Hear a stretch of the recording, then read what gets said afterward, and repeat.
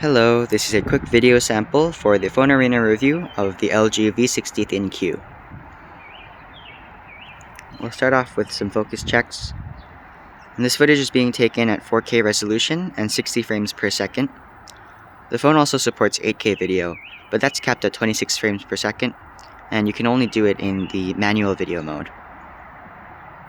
There's optical image stabilization for steady footage, which is always nice to have.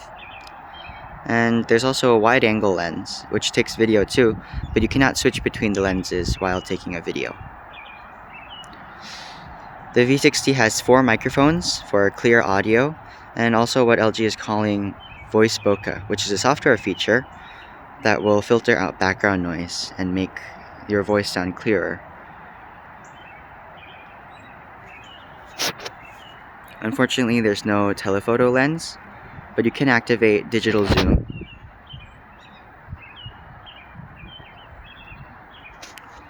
We'll do a few more focus checks.